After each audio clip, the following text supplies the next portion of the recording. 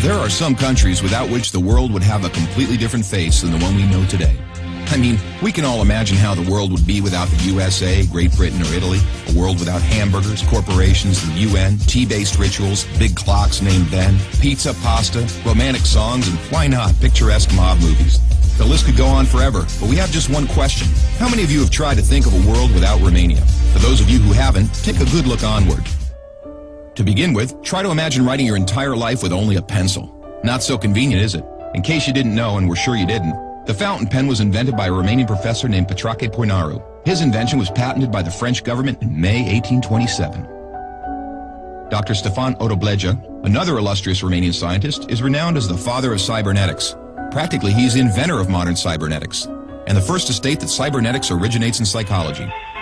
Nicolae Paulescu, a Romanian physiologist, invented insulin, a very controversial invention initially and very much disregarded. Only 50 years later, after two Canadians received a Nobel for the same invention, was Nicolae Paulescu's precedence finally recognized, and he was rightfully acknowledged as the true inventor of insulin.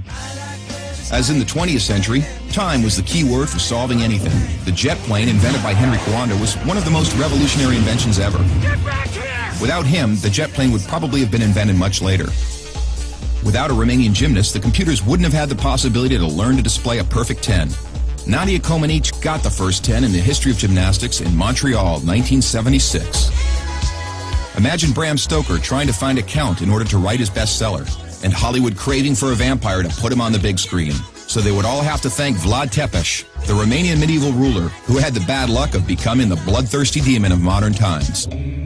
Probably a long time would have passed until someone may have thought of writing a complete history of religions. Mircea Eliade was the first in the world to do it.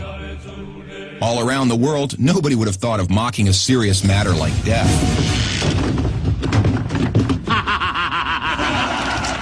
Natively creative, the Romanians have their own way of dealing with it, by laughing in its face. We are the first nation to have a happy graveyard, renowned for its storytelling funeral plates.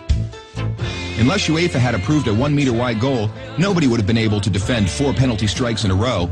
This performance by Romanian goalkeeper Helmut Ducadam granted Steaua Bucharest the Champions Cup in 1986.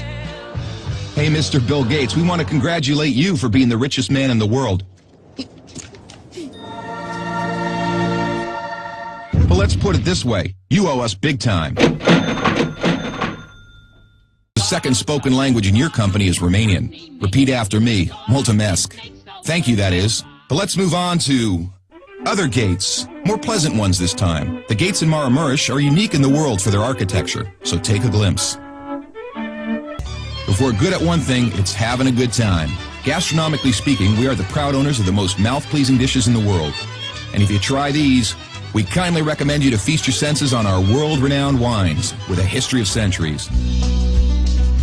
The history of art would have been many pages thinner without the contribution of such a great sculptor as Brancusi. Brancusi did much to encourage a revival of carving and great respect for an artist's materials. Brancusi's sculptures are rightly now considered to be the work of a modern master. Another great Romanian contribution to architecture is the Brâncovenesque style, a unique style renowned worldwide. Americans have one thing to thank us for, their national sport.